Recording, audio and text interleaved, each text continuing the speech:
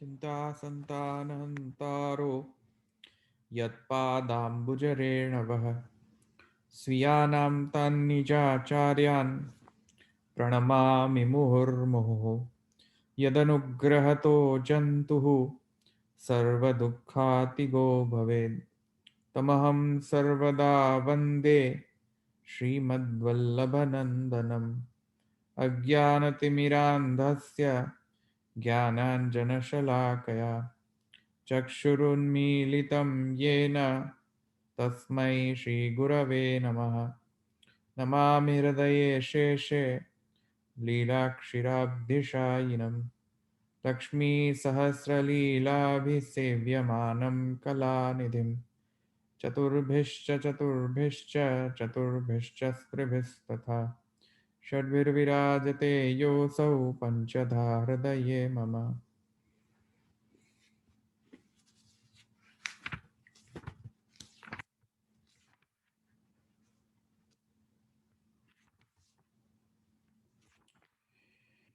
હવે આપણે આગળનો સૂત્ર જોઈશું આજે. ગઈકાલે આપણે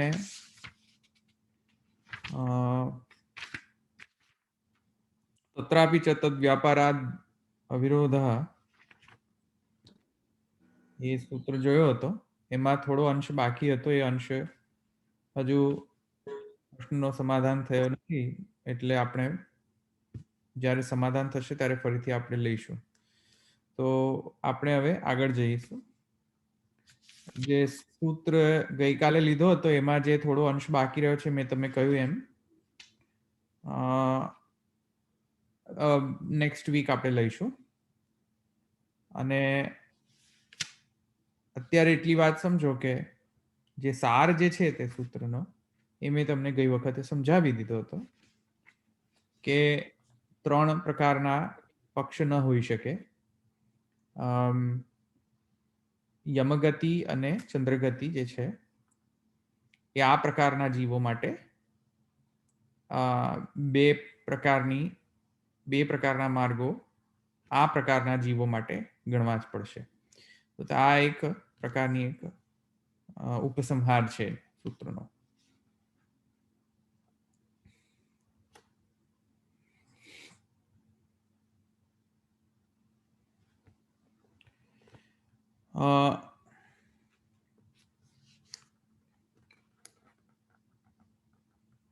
હવે આપણે નેક્સ્ટ અધિકરણમાં જશું.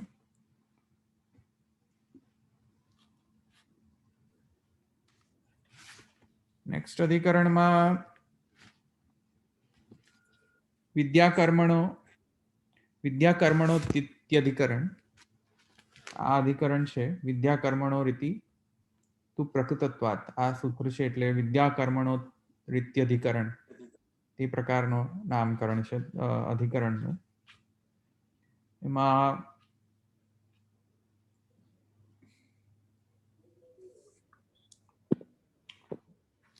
આપણે અધિકરણાર્થ જે છે, જોકે અધિકરણાર્થમાં આપ્યો નથી, એટલે અધિકરણ પ્રમાણેનો જે અર્થ સ્ટ્રક્ચર્ડ ફોર્મમાં જે આપવો જોઈતો હતો તે આપ્યો નથી, એટલે આપણે અધિકરણ વેદાંત અધિકરણ માલામાંથી આપણે જોઈ લઈએ. તો વેદાંત અધિકરણ માલામાં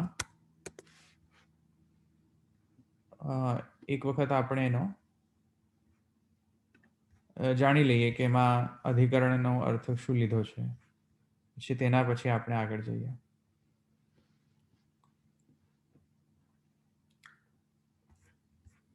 જે લોકો પાસે વેદાંત અધિકરણ માલા હોય તે ઓપન કરો. પેજ નંબર કયો છે?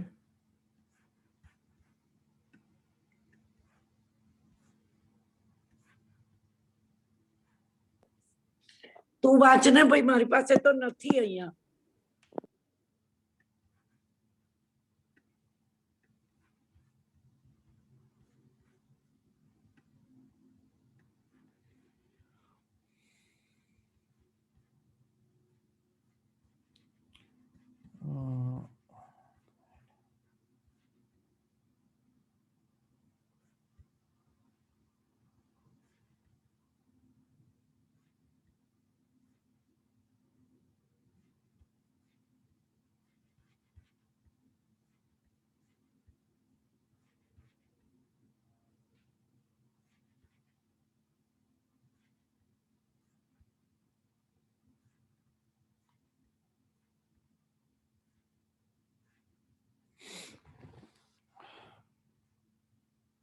एक सेकेंड.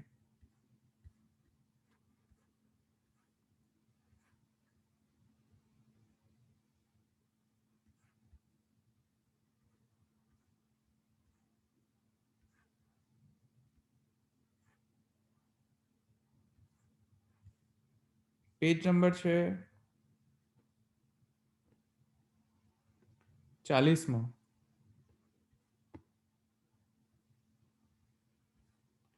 અને એમાં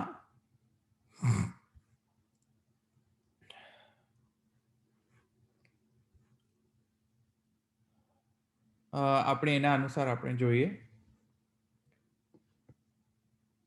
તતશ્ ચતુર્થે ચતુસ્સૂત્રે. એક સેકન્ડ શેર કરો, બધાને દેખાય.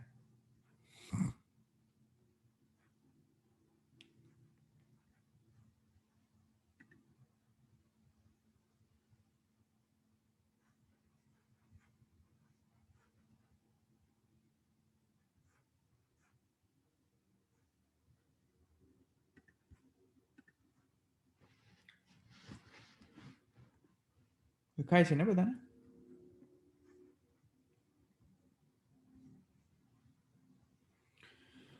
હા દેખાય છે. ઓકે. તતશ્ ચતુર્થે ચતુસ્સૂત્રે વિદ્યાકર્મણો રીત્યધિકરણે સર્વેષામ ચંદ્રલોક પ્રાપ્તિ શ્રુતા. હવે જો વિદ્યાકર્મણો રીત્યધિકરણ જે છે તેમાં 4 સૂત્ર છે, અને એ 4 સૂત્રમાં હવે એનો જે સૂત્રાર્થ અને એ સૂત્રથી જે નીકળતો જે એટલે કે અધિકરણાર્થના પ્રમાણે જે સૂત્રાર્થ જે છે તેમાં અધિકરણાર્થ સમજવા માટે આપણે ટ્રાય કરીએ, પછી આપણે સૂત્ર પર જશું. તો અધિકરણાર્થમાં એમ કહે છે કે તતશ્ ચતુર્થે ચતુસ્સૂત્રે, ચતુર્થ જે અધિકરણ છે તેનું નામ છે વિદ્યાકર્મણો રીત્યધિકરણ. તેમાં 4 સૂત્ર છે, અને એમાં કહે છે કે સર્વેષામ ચંદ્રલોક પ્રાપ્તિ શ્રુતા. યાદ હોય તો આપણે પહેલાનો પૂર્વ પક્ષ હતો એક, યાદ હોય તો, કે જ્યાં એ પૂર્વ પક્ષે એમ કહ્યું હતું કૌતી, આઈ થિંક કૌતી કયો હતો તે, એક સેકન્ડ, કૌશિતકી ઉપનિષદનો. તો કૌશિતકી ઉપનિષદનો આ એક વચન હતો, જો યાદ હોય તો કોઈને. અને એ વચનાનુસાર યે કે ચ અસ્માન લોકાત પ્રયંતિ ચંદ્રમસમ એવ તે સર્વે ગચ્છંતિ. આ કૌશિતકી ઉપનિષદનો એક વચન હતો, શ્રુતિ હતી. તો આ શ્રુતિ અનુસાર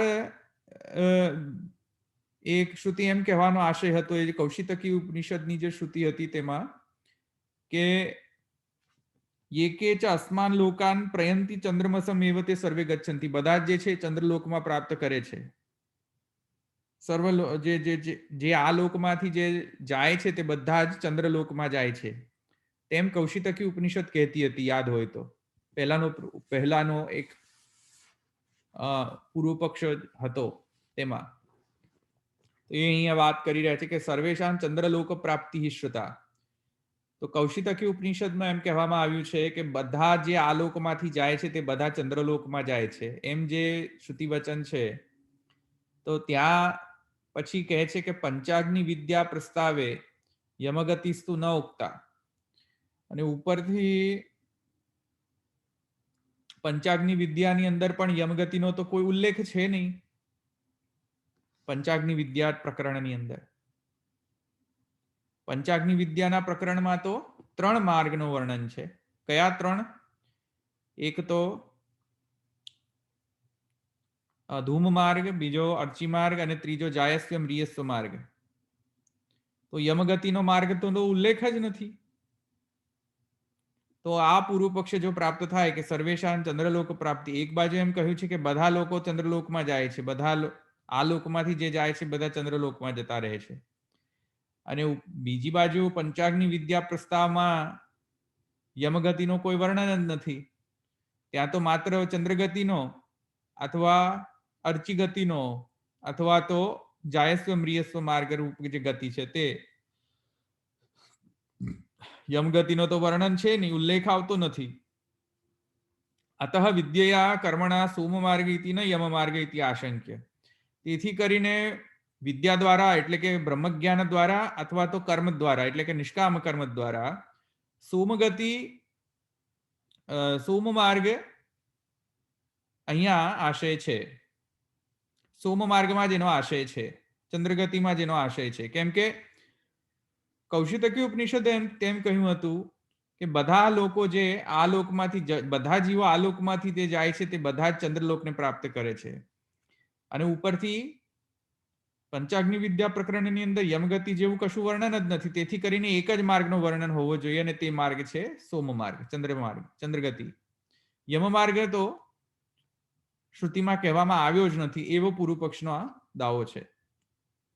તો એ પૂર્વ પક્ષના જે પૂર્વ પક્ષો જે છે તેને હવે કાઉન્ટર કરવા માટે આ અધિકરણ અહીંયા પ્રયુક્ત થયું છે. વેદાંતે ઇતિ આશંક્ય, આવો જો આશંકા હોય તો હવે આ અધિકરણની શરૂઆત થાય છે.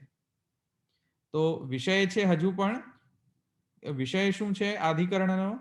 વિષય છે કે જીવની ગતિ, એમાં યમગતિ અને ચંદ્રગતિ, અને જે ગતિ પંચાગ્નિ વિદ્યામાં જે વર્ણન કરવામાં આવ્યું છે તે વિષય છે. શંકા અહીંયા એ છે કે બધા જીવોની ચંદ્રગતિમાં ગતિ કહેવામાં આવી છે ચંદ્રલોકમાં, અને પંચાગ્નિ વિદ્યામાં યમગતિનો તો વર્ણન જ નથી મળતો.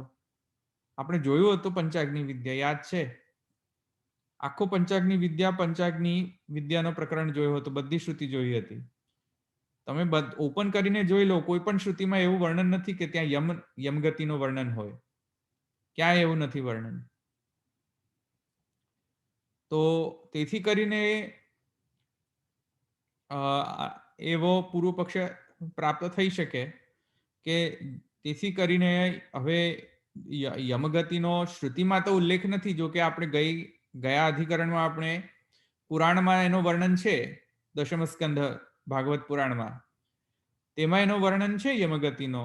એ તો આપણે સ્મૃતિ શાસ્ત્રના હિસાબથી આપણે તે જોયું હતું, પણ શ્રુતિમાં તો એનો વર્ણન નથી ને, એવું કહે છે.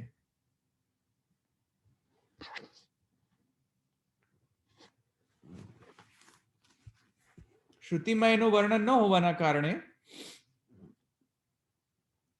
પૂર્વ પક્ષી કહે છે કે આ યમગતિ જે છે એવું કાંઈ છે નહીં, એવી ગતિ એવી ગતિ છે જ નહીં. એક જ ગતિ છે ચંદ્રગતિ. આ પ્રકારનો પૂર્વ પક્ષનો અહીંયા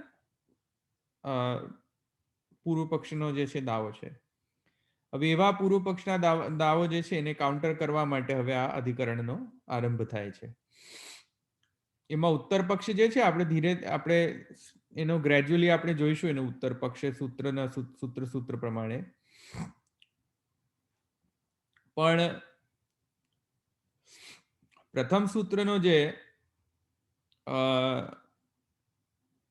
પ્રથમ સૂત્રમાં જે કહેવામાં આવ્યું છે તેનો અહીંયા સાર કહી દેવામાં આવ્યો છે. અહીંયા એ કહે છે વેદાંતે ગૌણ મુખ્ય ફલ ભેદાર્થમ તત્કારણત્વેન વિદ્યાકર્મણો રૂક્તત્વાન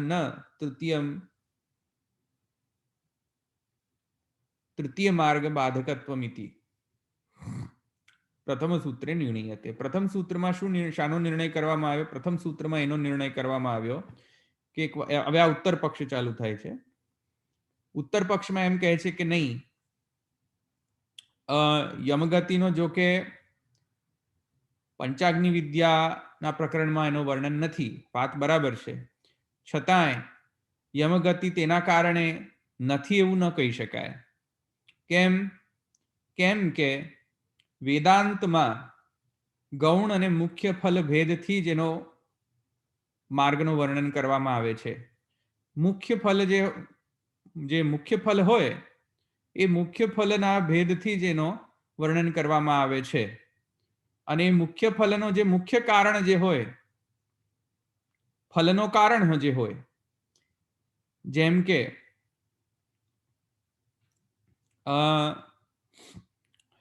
એમ કહેવામાં આવે કે આવા પ્રકારના જીવની ચંદ્રગતિ થાય છે, અને આવા પ્રકારની જીવ જે છે તેમને આવા પ્રકારના જીવોની ધૂમગતિ થાય છે, અને આવા પ્રકારના જીવોની જે છે તે અર્ચિગતિ થાય છે, અને આવા પ્રકારના જીવોની જાયસ્વ મ્રિયસ્વ માર્ગમાં ગતિ થાય છે. એમ જ્યારે પંચાગ્નિ વિદ્યા કહે છે ત્યારે મુખ્ય જે ફલ છે તેનો જ વર્ણન કરવા ઈચ્છે છે.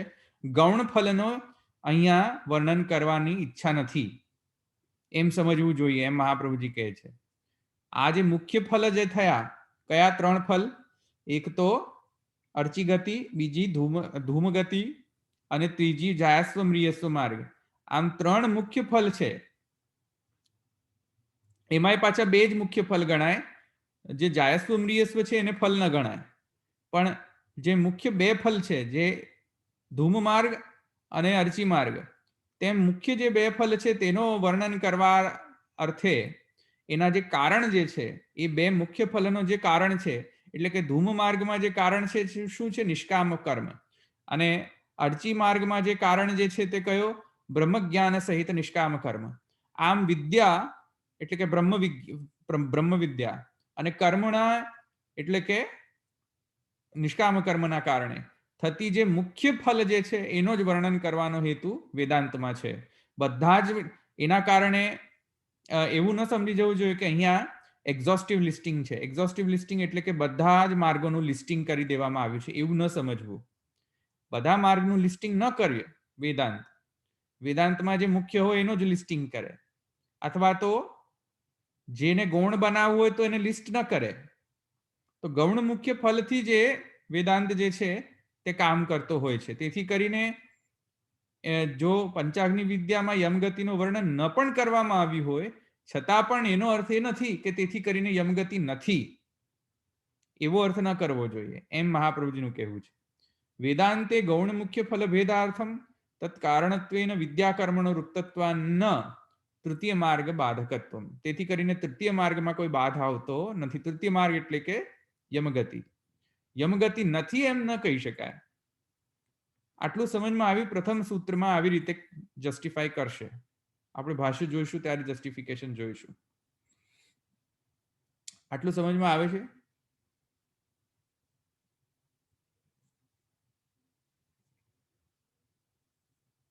બોલો. હા હા હા હા. છે કોઈને અહીંયા સુધી પ્રશ્ન?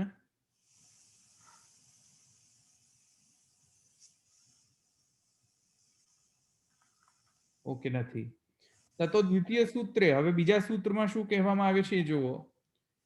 જાયસ્વ મ્રિયસ્વ ઇતિ શ્રુત્યુક્તસ્ય તૃતીય માર્ગત્વમ આશંક્ય તસ્મિન માર્ગે પુણ્ય પાપ ભોગસ્ય અતિ સ્વલ્પત્વાન્ન તેન યમ માર્ગ બાધ ઇતિ ઉક્તમ.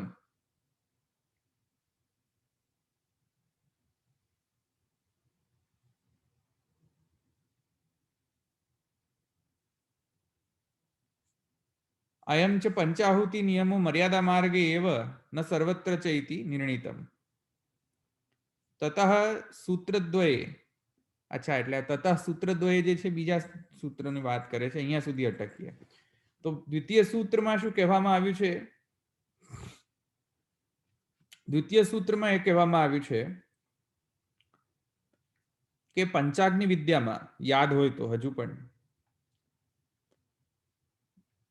પંચાગ્નિ વિદ્યામાં આપણે જ્યારે જે શ્રુતિ જોઈ હતી તેમાં યાદ હોય તો છેલ્લે એન્ડમાં, પ્રકરણના એન્ડમાં ત્યાં શ્રુતિ મળે છે કે જે લોકો સારા કર્મ નથી કરતા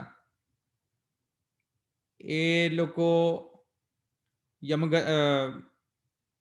જે લોકો સારા કર્મ નથી કરતા તે લોકો ધૂમ માર્ગમાં જાય છે, અને જે લોકો આસુરી જીવના છે, કીટ, ભ્રમર વગેરે, અથવા જે લોકોનો જાયસ્વ મ્રિયસ્વ માર્ગમાં વરણ થતું હોય છે, કે જે જન્મે ને મરે, બસ આ જ સાયકલ ચાલમાં એ લાગ્યા રહે જે જીવો, એવા જાયસ્વ મ્રિયસ્વ માર્ગનો પણ જે વર્ણન મળે છે ત્યાં નીચે છેલ્લે એવું વર્ણન મળે છે પંચાગ્નિ વિદ્યા પ્રકરણની અંદર.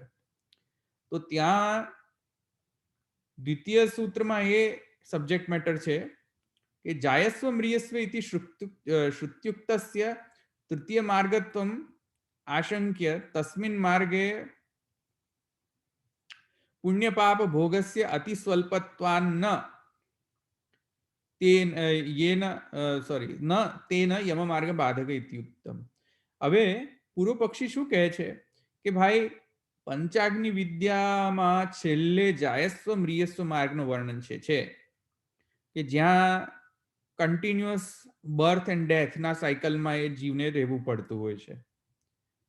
તો ત્યાં પણ જાયસ્વ મ્રિયસ્વ માર્ગમાં પણ કોઈક પ્રકારનો દુઃખ છે ને કોઈક પ્રકારનો સુખ છે. તો પૂર્વ પક્ષી કહે છે તેથી કરીને આને જ યમગતિની સાથે સરખાવી લો. યમગતિ અલગથી કહેવાની અથવા લેવાની શી જરૂર છે? આને જ પાપનો ઉપભોગ સમજી લો અને આને જ પુણ્યફલનો ઉપભોગ સમજી લો. જે કોઈ પણ પાપી કર્મ છે તે લોકો જાયસ્વ મ્રિયસ્વ માર્ગથી જશે અને તેમને પાપનો ઉપભોગ કરવાની યાતનાઓ ભોગવશે. તો પછી જાયસ્વ મ્રિયસ્વ માર્ગમાં આવું પોસિબલ બનતું હોય તો શા માટે યમ માર્ગ જે છે અથવા તો યમગતિની ત્યાં આવશ્યકતા છે? આવ્યું સમજમાં પૂર્વ પક્ષી? તો એના જવાબમાં દ્વિતીય સૂત્રમાં કહેવામાં આવે છે કે ભાઈ જાયસ્વ મ્રિયસ્વ માર્ગ એક અલગ માર્ગ છે જે યમગતિના માર્ગ સાથેનો કોઈ સંબંધ નથી. યમગતિ જે છે એમાં અલગ પ્રકારનો પુણ્ય પાપ ભોગ, અલગ પ્રકારનો પાપો ભોગ થાય છે અને જે જાયસ્વ મ્રિયસ્વ માર્ગમાં જે પાપો ભોગ થાય છે તે અલગ પ્રકારનો થાય છે. તેથી કરીને યમ માર્ગમાં કોઈ બાધા આવતી નથી. યમ માર્ગ જે છે તો શ્રુતિ સિદ્ધ જ છે. આ વાત સમજમાં આવી કે નહીં? Is it clear? એક વાત સમજો, યમગતિનો વર્ણન જે છે મુખ્યત્વે શ્રુતિમાં ક્લિયર કટ છે નહીં. એસ્પેશિયલી પંચાગ્નિ વિદ્યામાં યમગતિનો વર્ણન નથી. હવે વર્ણન નથી તેથી કરીને લોકોને એવી ભ્રમણા થઈ શકે છે કે તેથી કરીને યમગતિ જેવું કઈ છે જ નહીં તો શા માટે યમગતિ જેવું આપણે ધારવું જોઈએ? તો આ મુખ્ય મુદ્દો આ છે. અમુક લોકો એમ કહે છે કે યમગતિ જેવું કશું હોતું જ નથી. હોય છે તો માત્ર ચંદ્રગતિ અથવા મોક્ષ ગતિ અથવા તો જાયસ્વ મ્રિયસ્વ માર્ગ, બસ આટલું જ હોય છે. આ પ્રકારનો જે ભ્રાંતિ જે છે તે ભ્રાંતિને નિવારણ કરવા માટે આ જે પ્રકરણ અથવા આ જે અધિકરણ જે છે અને જે પહેલાનો અધિકરણ છે તેનાથી એ સમજમાં આવશે, સંશયનો નિરાકરણ થશે કે યમ માર્ગ જે છે પુરાણમાં તો મળે છે તો શ્રુતિમાં કેમ નથી મળતો? અને જો પુરાણમાં મળે તો એને મિથ્યા ગણી લેવો અને શ્રુતિમાં નથી તેથી કરીને અને માત્ર પુરાણમાં જ છે તેથી કરીને કદાચિત મિથ્યા હશે અથવા અર્થવાદ માટે તે કહી દીધો હશે, પણ ખરેખર યમ માર્ગ જેવું કશું હોતું નથી. એવું પ્રકારનો ભ્રાંતિ થઈ શકે છે. તો એ ભ્રાંતિનું નિવારણ કરવા માટે આ બધા સૂત્રો યોજાયેલા છે. એથી કરીને તમને એવું લાગતું હશે કે આ ભાઈ યમગતિ ઉપર પાછળ શા માટે આપણે પડ્યા છે, સૂત્રકાર કેમ પડ્યા છે એની પાછળ? તો સૂત્રકાર એની પાછળ તે માટે પડ્યા છે કે પુરાણમાં એનો વર્ણન મળે છે પણ શ્રુતિમાં એનો વર્ણન આવી રીતે ગૌણ મુખ્ય ભાવથી જ મળે છે. એક્સપ્લિસિટ વર્ણન એવો મળતો નથી એવું લાગે પંચાગ્નિ વિદ્યાના પ્રકરણથી. તો એવી જે ભ્રાંત ધારણા જે છે કે ભાઈ પંચાગ્નિ વિદ્યામાં યમગતિ ક્યાં છે એનું તો વર્ણન જ નથી. તો આવી પ્રકારની ભ્રાંત ધારણાઓ જો કોઈને ઉત્પન્ન થાય તો એ બધા ભ્રાંત ધારણાઓને નિરાકરણ કરવા માટે આ બધી અધિકરણોનો ઉપયોગ છે.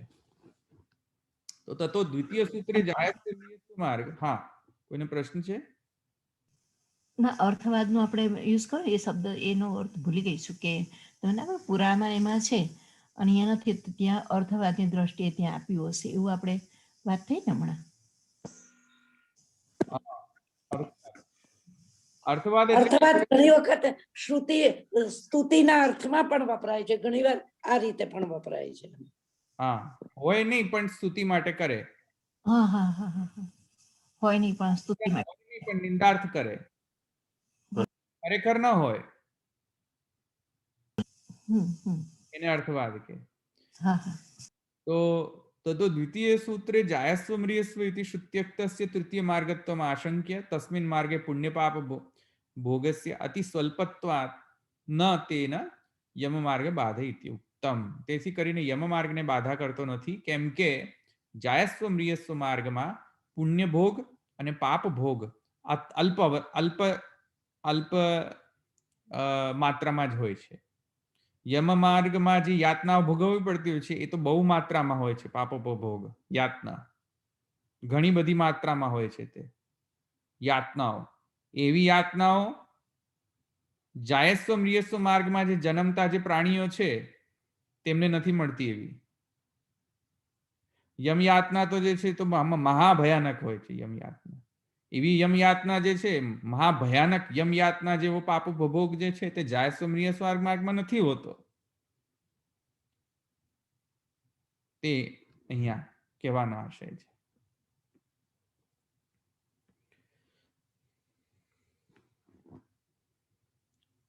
અથવા તો જે પુણ્ય ભોગ, તો મહાપુણ્ય ભોગ એટલે કે રંભાદી જે છે સ્વર્ગમાં અપ્સરા સાથે જે છે તે મહાપુણ્ય ભોગ જે છે પુણ્ય ભોગને માટે અપ્સરાઓ ઇત્યાદિ જે છે સાથે જે રમણ જે છે તે મહાપુણ્ય ભોગ છે, સુખ ભોગ છે. તેવો મહાસુખ ભોગ જે છે તે જાયસ્વ મ્રિયસ્વ માર્ગમાં નથી હોતો. તેથી કરીને જાયસ્વ મ્રિયસ્વ માર્ગ અલગ હોય છે અને પુણ્ય ફલ ઉપભોગ અથવા તો પાપ ફલ ઉપભોગ વિશિષ્ટ જેમ કે યમ માર્ગ અથવા સ્વર્ગ માર્ગ એ જે છે તે પણ અલગ છે જાયસ્વ મ્રિયસ્વ માર્ગ કરતા. તેથી કરીને એમ કહેવું ન જોઈએ કે ભાઈ જાયસ્વ મ્રિયસ્વ માર્ગ છે જ ન તો યમ માર્ગની શી આવશ્યકતા, એવું ન કહેવું જોઈએ. અયંચ પંચાહુતિ નિયમો મર્યાદા માર્ગે એવ ન સર્વત્ર ચ ઇતિ નિર્ણિતમ. પુષ્ટિ માર્ગના હવે મહાપ્રભુજી થોડો પુષ્ટિ માર્ગ અહીંયા લાવે છે. હવે મહાપ્રભુજી કહે છે કે પુષ્ટિ માર્ગમાં પંચાહુતિ નિયમ લાગુ પડતો નથી.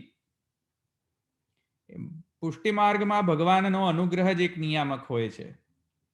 એટલે પંચાહુતિ નિયમ જે છે મર્યાદા માર્ગમાં જ એ ગાઈડિંગ ફેક્ટર છે.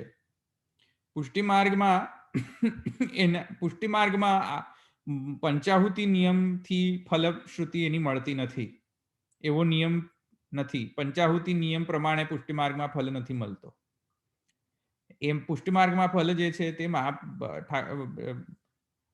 જે ઠાકુરજીનો જે અનુગ્રહ જે છે તેના પ્રમાણે જ મળતો હોય છે. તતઃ સૂત્રદ્વયે સ્મૃતિ લૌકિક દર્શનાભ્યામ યમ માર્ગ સત્તા સાધિતા તેન જાયસ્વ ઇતિ માર્ગે વિવેચક સાપેક્ષત્વાત યમ માર્ગે ઇતિ પ્રવિશતિ ઇતિ સાધિતમ. તે રીતે તેથી કરીને યમ માર્ગ એક્ઝિસ્ટ કરે છે.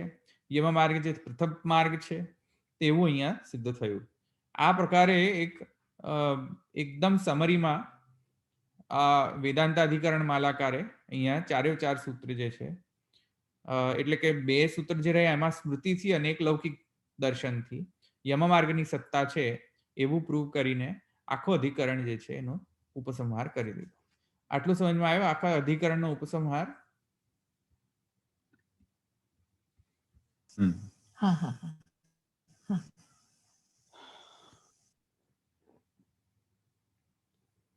અહીંયા સુધી કોઈને પ્રશ્ન છે? પછી આપણે આગળ એની ડિટેલ્સમાં જઈએ. સૂત્ર મને લાગે છે ડિટેલ્સ પણ મેં થોડી આમ પણ સમજાવી દીધી. તો આટલું ઇનફ છે કે આપણે આગળ બીજા અધિકરણમાં જઈએ? કારણ કે મેં ડિટેલ્સ સમજાવી દીધી જોડે જોડે. આમ તો સમજાઈ ગયું. હા, ફટાફટ સમજાઈ ગયું એવું છે. આ તો ખ્યાલ આવ્યો ને? એટલે કે યમ તો પછી આપણે આગળ જઈએ નેક્સ્ટ અધિકરણમાં જઈએ. બીજા બધા શું કહે છે? સમજાઈ ગયું. આમ તો બહુ સારી રીતે સમજાયું. 4 સૂત્રો છે. 4 સૂત્રો પેલા બીજા 2 સૂત્ર છે ને એ તો સાવ નાના છે. આ તો અજામિલની કથા જે છે હા न तृतीय तथा તથા ઉપલબ્ધિ હે. હા,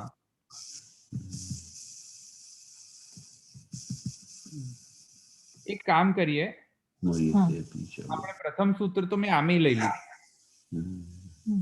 વિદ્યા કર્મણો ઇત્યાદિ તું પ્રકૃતત્વાત, તે તો મેં આમે સમજાવી દીધું તમને. હમ. એમાં મને વિશેષ કહેવાની કોઈ જરૂરત જ નથી, સિમ્પલ છે.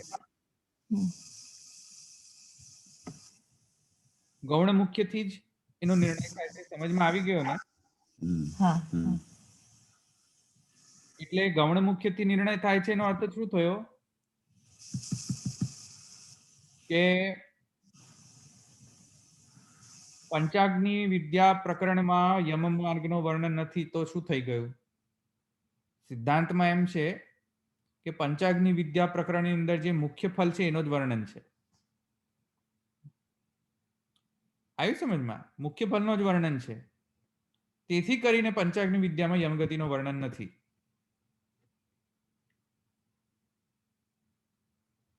એથી કરીને એમ ન સમજી લેવું જોઈએ તેથી કરીને યમગતિ છે જ નહીં, એ અહીંયા કહે છે મહાપ્રભુ.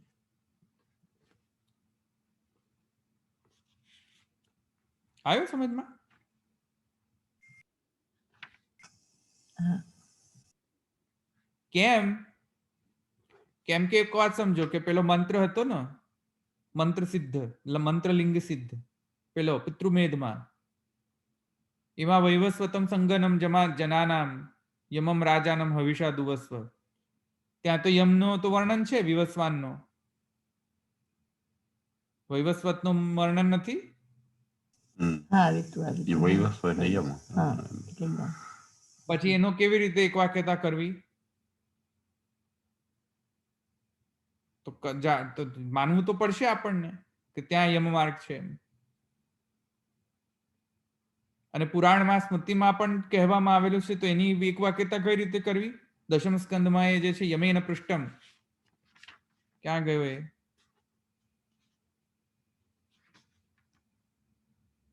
કયો હતો? યમેન યમેન તત્રાહમ દેવ જગતપતે પૂર્વ. હા, આ જે છે ને એમાં પણ યમગતિનો વર્ણન છે પુરાણમાં. તો પુરાણનો યમગતિ જે છે મિથ્યા છે. એક વાક્યતા કરવી તો પડશે ને શ્રુતિ સાથે. પુરાણ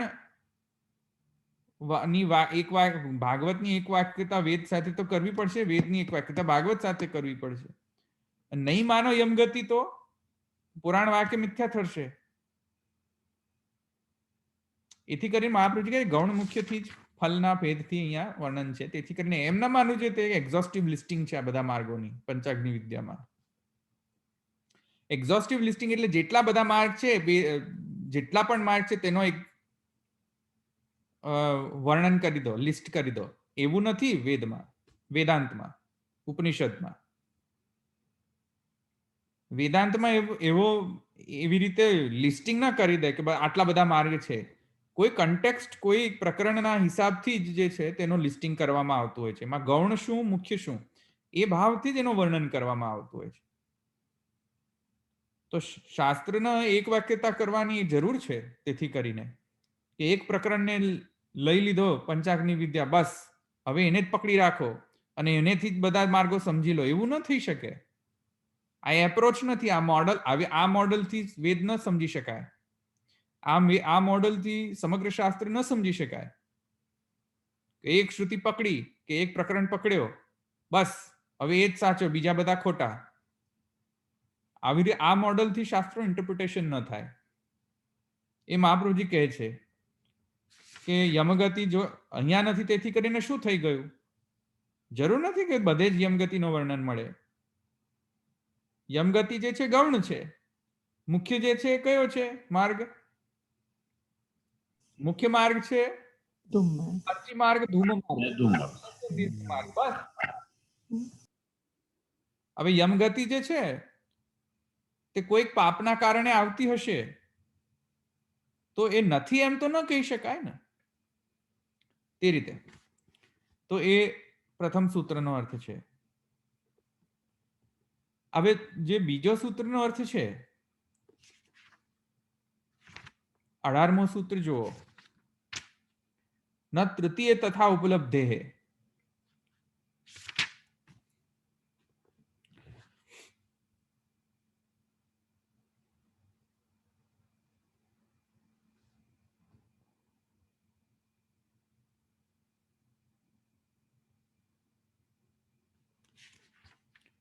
તેમાં મેં તમને જે સમજાવ્યું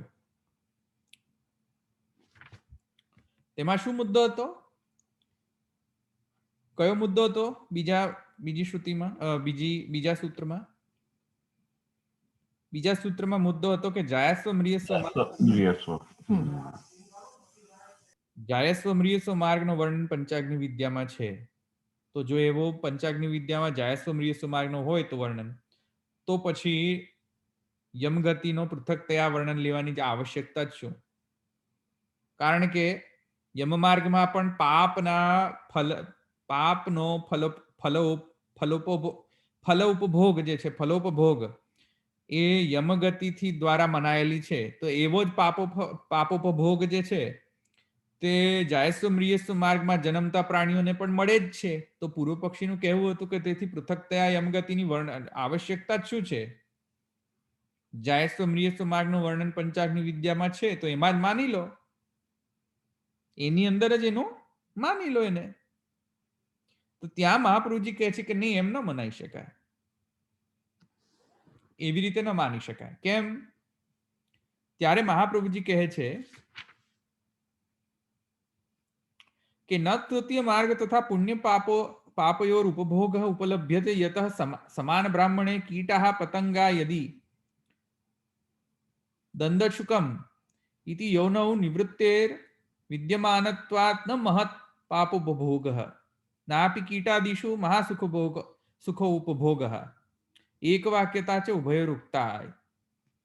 મહાપ્રભુજી કહે છે કે સમાન બ્રાહ્મણ એટલે કે બૃહદારણ્યક ઉપનિષદમાં એક બ્રાહ્મણ છે.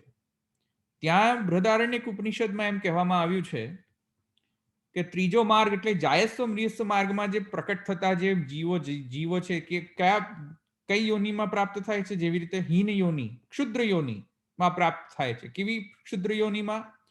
કીટ, પતંગ, સાપ આવી ક્ષુદ્ર યોનિમાં પ્રાપ્ત થાય છે. જે એટલે યોનિ પ્રાપ્ત કરે પછી મરણ પામે, વળી પાછા અન્ય યોનિમાં એવી ક્ષુદ્ર યોનિમાં પ્રાપ્ત કરે ને ફરી પાછા મરે.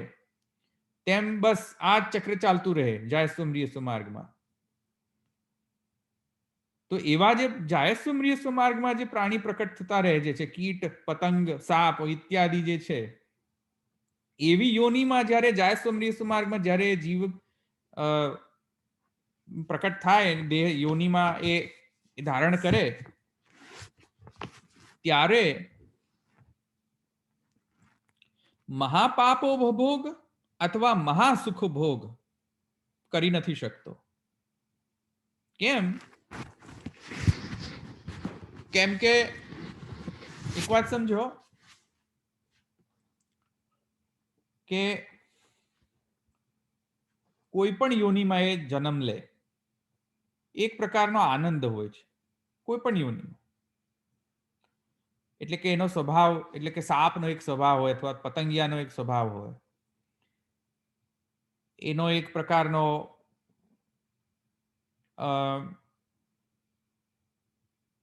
પ્રકારનો રૂટીન હોય, એનો એક પ્રકારનો સ્વભાવ હોય જે પ્રાણીનો. આ બધાના કારણે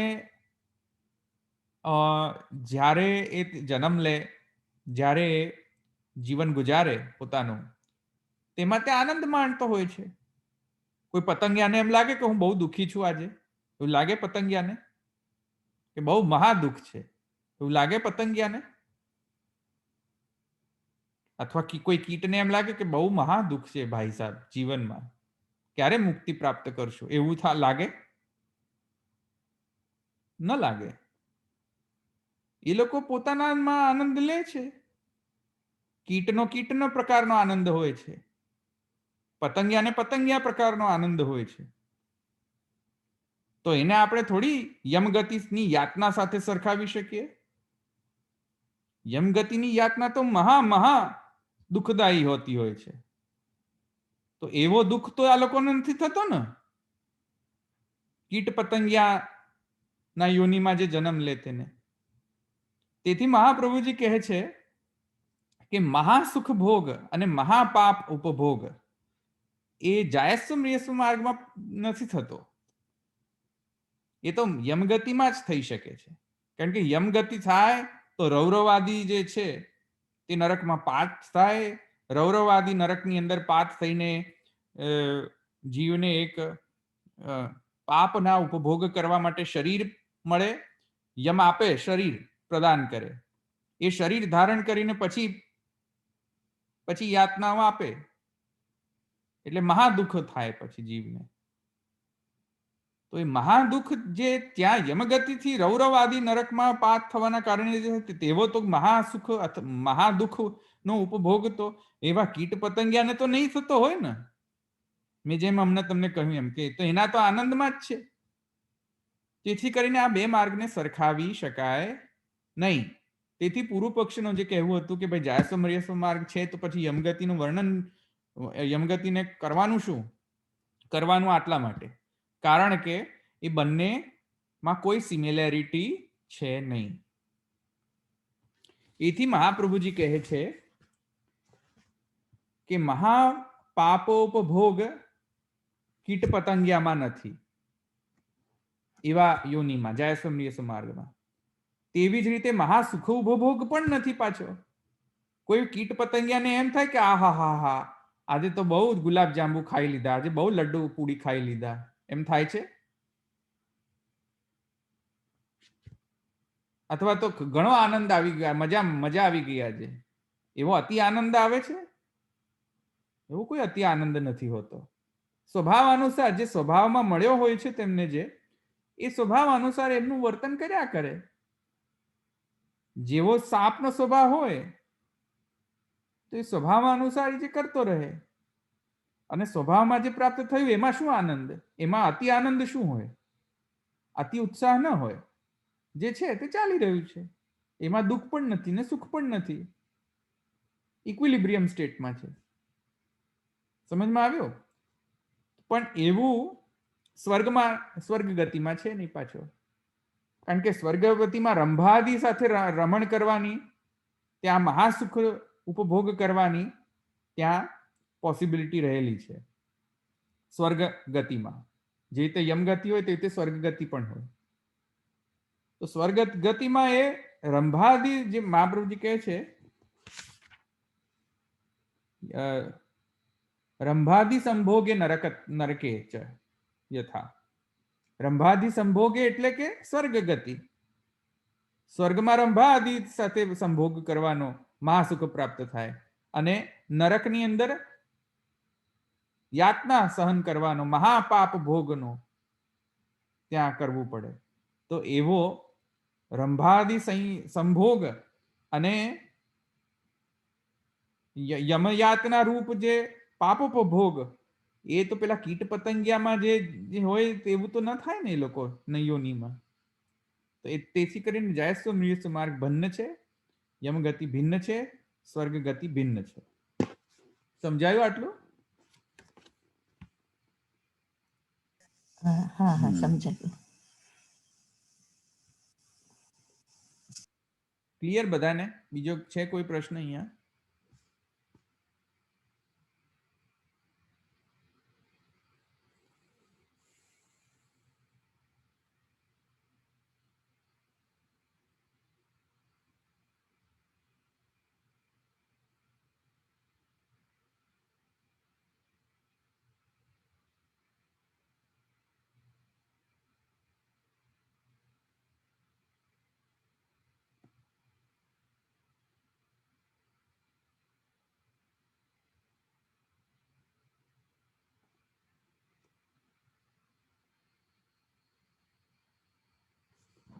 હવે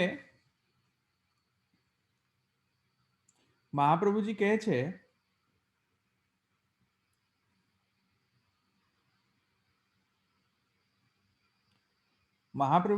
છે કે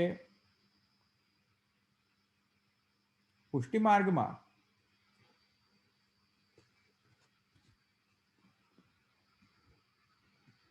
પુષ્ટિ માર્ગમાં પંચાહુતિ નિયમ પ્રમાણે જ જન્મ મળે છે દર વખતે કે નહીં? તો એ મહાપ્રભુજી અહીંયા ક્લેરિફાય કરે છે. પુષ્ટિ માર્ગમાં પંચાહુતિ નિયમ પ્રમાણે નથી કામ થતું. પુષ્ટિ માર્ગમાં ભગવદ ઈચ્છાના પ્રમાણે કામ થાય છે, ભગવદ અનુગ્રહના પ્રમાણે કામ થાય. મર્યાદા માર્ગમાં પંચાહુતિના નિયમ પ્રમાણે જે જ્ઞાનોપયોગી દેહ વગેરે વગેરે જે છે તેનો નિયમ યથાવત રહે છે.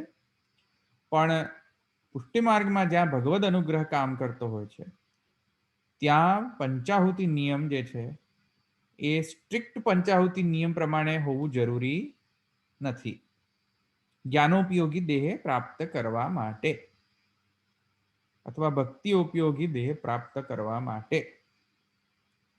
અને એનો દૃષ્ટાંત જડ ભરતથી આપે છે મહાપ્રભુ.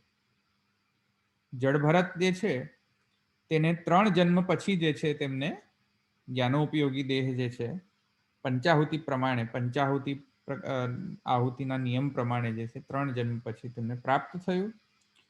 તો એમાં પણ જે પ્રથમ 2 જન્મો હતા તેમાં ભગવદ ઈચ્છાથી તેમને એ સ્મરણ રહ્યું પૂર્વજન્મનું. નહીં તો પંચાહુતિ નિયમ પ્રમાણે જઈએ તો સ્મરણ રહે જ નહીં એને. પંચાહુતિ નિયમ જરા કહી દેશો ધવલભાઈ? ભૂલી ગયા છે, ખ્યાલ નથી રહ્યો મને. પંચાહુતિ પ્રમાણે જે ઉર્ધ્વગતિ અને પછી અધોગતિ થાય છે તે પંચાહુતિ નિયમ. હા હા હા હા આરોહ અવરોહ કહે ને. હા, આરોહ અવરોહ, હા ઉપર હા જાય હા, છે, નીચે આવે. હા હા હા. એ પંચાહુતિ નિયમ પ્રમાણે હંમેશા પુષ્ટિ માર્ગને જ્ઞાનોપયોગી કે ભક્તિ ઉપયોગી દેહ મળે તેવું જરૂરી નથી એમ કહે છે. એ રીતે જળ ભરતની અંદર ભગવાનની ઈચ્છા હતી, ભગવાનના અનુગ્રહના કારણે તેમને પૂર્વજન્મનો સંસ્કાર રહ્યા, એ ભગવાનની ઈચ્છાના કારણે. નહીં તો શુદ્ધ પંચાહુતિના દ્વારા જશું તો કોઈને પણ સ્મરણ ન રહેવું જોઈએ પૂર્વજન્મનું. આવ્યું કે નહીં સમજમાં? પણ ભગવદ ઈચ્છાના કારણે એને સ્મરણ રહ્યું જળ ભરતને પૂર્વ જન્મના. ગજેન્દ્રને પણ રહ્યું હતું ને. તો એથી મહાપ્રભુજી કહે છે પુષ્ટિ માર્ગની અંદર એવી આવશ્યકતા નથી કે જેમાં પંચાહુતિ નિયમ પ્રમાણે જ એનો નેક્સ્ટ જન્મ જે છે કે અથવા તો નેક્સ્ટ જે યોની અથવા નેક્સ્ટ જે શરીર કે દેહ ધારણ કરવાની જે માં જે નિયમ જે પંચાહુતિ નિયમ પ્રમાણે જે ચાલતો હોય છે એમાં પુષ્ટિ માર્ગમાં એ નિયમ જરૂરી નથી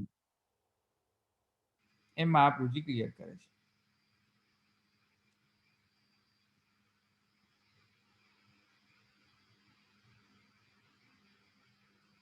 આ સમજમાં આવ્યો? ભગવાન ચાહે તો પંચાહુતિ નિયમને બાદ કરી શકે છે ને છતાં જ્ઞાન ઉપયોગી દેહ પ્રાપ્ત કરે. એમ મૂળમાં એ સમજો પુષ્ટિ માર્ગમાં. હા, પુષ્ટિ માર્ગમાં કેમ કે ભગવાન જે છે તે સ્વરૂપતઃ ઇન્વોલ્વ રહે છે જીવ માટે. તેથી કરીને ભગવાનની જે ઐશ્વર્ય જે છે તે ત્યાં પ્રકટ રહે છે, જે મર્યાદા માર્ગમાં એ પ્રકટ કરતા નથી. એટલે મર્યાદા માર્ગમાં જે નિયમ છે પંચાહુતિ નિયમ કે ભાઈ નિષ્કામ કર્મ કર્યા હોય તો આ પ્રમાણે ગતિ થાય, જો કોઈ પાપ કર્મ કર્યા હોય તો યમગતિ થાય, પછી જ પાછો એ ચંદ્રગતિ પ્રાપ્ત કરે ને પછી નવો દેહ પ્રાપ્ત કરે ને વળી પાછો એ જ્ઞાનોપયોગી દેહ પછી જ્ઞાન લે ને પછી એનો અર્ચી માર્ગે ને પછી મોક્ષ. આ મર્યાદા માર્ગ છે. પુષ્ટિ માર્ગમાં એવું જરૂરી નથી હોતું ભગવાનના પર્સપેક્ટિવથી. આપણા પર્સપેક્ટિવથી આપણે હવે એમ ન સમજી જાવ કે અચ્છા તેથી કરીને અને દાઈનો ઘોડો રમતો જમતો છૂટતો, હવે આપણે છૂટતા, આપણે જે કરવું હોય તે કરો. આપણે તો આપણા પર તો પંચાહુતિ નિયમ લાગુ પડતો નથી એટલે આપણે જે કરવું હોય તે કરો ને. આપણે એવું નહીં. એ તો ભગવાનના પર્સપેક્ટિવથી કહેવામાં આવે છે કે ભગવાન ઈચ્છે તો, ભગવાન ન ઈચ્છે તો વળી પાછા આપણે એમ જ પાછું જે પંચાહુતિ નિયમ છે એ પ્રમાણે જ આપણને પણ લાગુ થશે. એ તો ભગવાનની ઈચ્છા હોય, ભગવાનની પુષ્ટિ હોય તો ભગવાન એને પણ નિયમમાં બાંધતા નથી આવી ગતિને. ભગવાનની ઈચ્છા હોય, જેવી રીતે જળ ભરતને પૂર્વજન્મનો સ્મરણ રહ્યો તેવી રીતે ભગવદ ઈચ્છાના કારણે પુષ્ટિ માર્ગને પણ જે છે જ્ઞાનોપયોગી દેહ પ્રાપ્ત થઈ શકે છે. પંચાહુતિ પ્રમાણે ન ગયો હોય છતાં પણ આવ્યું સમજમાં? એટલે દાઈનો રમતો જમતો ઘોડો રમતો જમતો છૂટો એ પ્રકારે ઇન્ટરપ્રિટેશન નથી કરવાનું પુષ્ટિ માર્ગની અંદર. આ ભગવાનના સામર્થ્યની વાત છે, જીવની સામર્થ્યની વાત નથી. આવ્યું સમજમાં અહીં સુધી?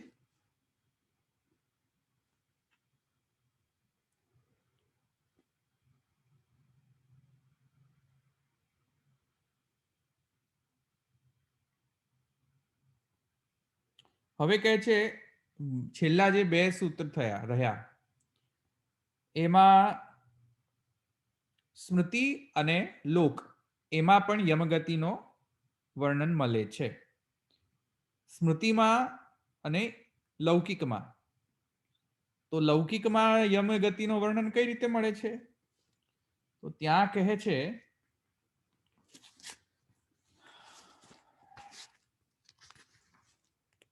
એ આપણે જોઈએ, 1 મિનિટ.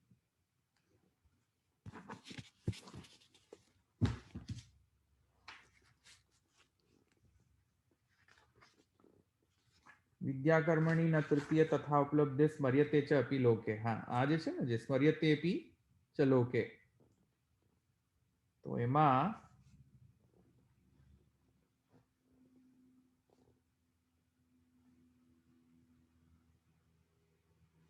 અહીંયા ખાસ કોઈ વિવેચન કર્યું નથી કારણ કે બહુ સેલ્ફ એક્સપ્લેનેટરી લાગે છે, એટલા માટે જોઈએ આપણે 1 મિનિટ.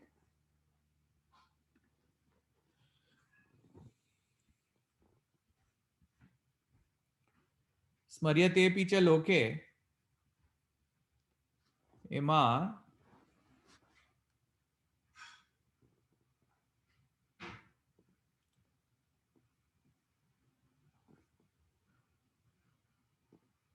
હા કોઈ નથી કર્યો.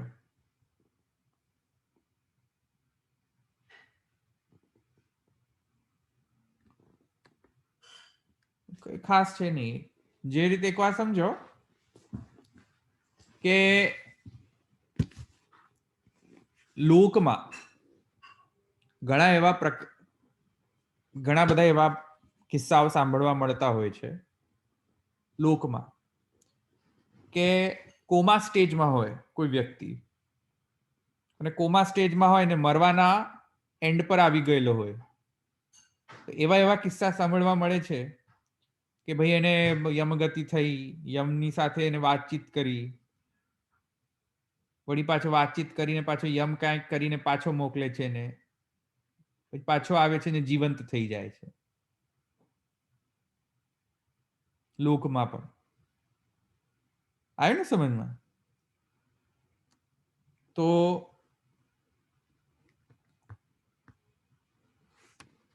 આવી અવસ્થાઓ પણ જે છે લોકમાં જોવા મળે છે. અને પુરાણ એટલે કે પુરાણમાં પણ એવી અજામિલ વગેરેની કથાઓ પ્રાપ્ત થાય છે.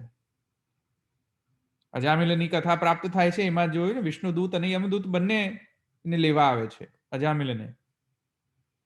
તો યમદૂતનો પણ જે દેખાવું એ શું કહે છે? એનો અર્થ શું આપે છે? કે યમગતિ છે, તેથી કરીને લોકમાં, સ્મૃતિમાં અને શ્રુતિમાં એ બધાથી એમ સિદ્ધ થાય છે કે ભાઈ યમગતિ છે, મિથ્યા નથી. સ્વર્ગગતિ છે, મિથ્યા નથી. ચંદ્રગતિ છે અને અર્ચી માર્ગ છે.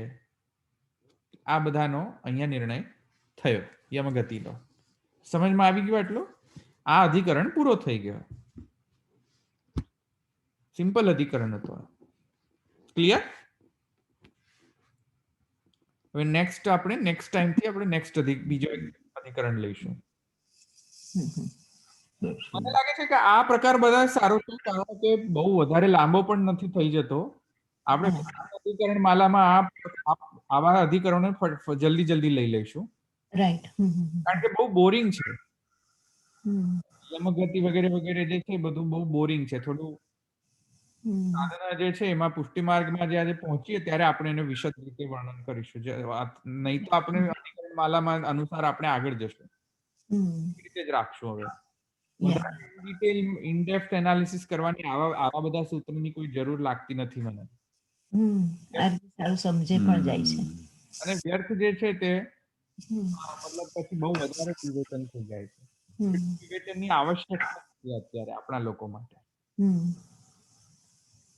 આ 20મું સૂત્ર છે દર્શનાચ એમાં અજામેલું તમે કીધું એ જ ને કે નહીં બંનેના દર્શન થાય છે એ જ વાત કીધી ને. હા, હમ. તમે સાર જ કહી દીધું બધા હા, હા. હમ, હમ, હમ. ભલે તો આ આખો અધિકરણ પૂર્ણ થઈ ગયો.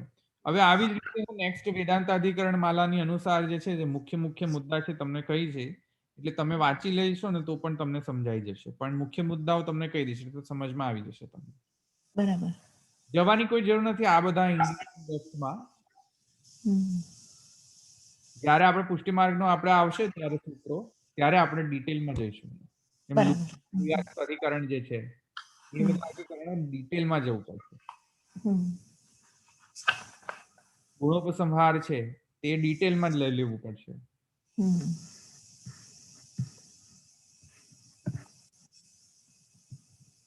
ભલે અહીં રાખીએ. અહીંયા કોઈને પ્રશ્ન છે?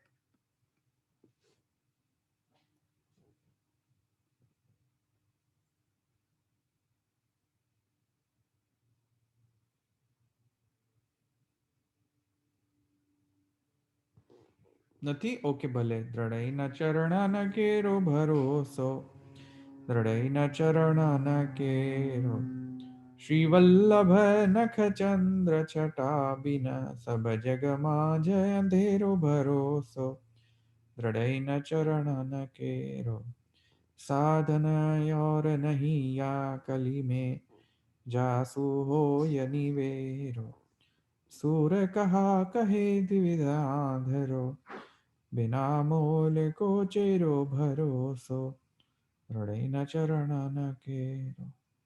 श्री वल्लभाधीश की जय, श्री गोपीनाथ प्रभु चरण की जय, श्री गोसाई जी परम दयाल की जय, श्याम सुंदर श्री यमुने महारानी की जय, श्री द्वारिकाधीश की जय. સર્વે વૈષ્ણવ જય શ્રી કૃષ્ણ. જય શ્રી કૃષ્ણ. જય શ્રી કૃષ્ણ.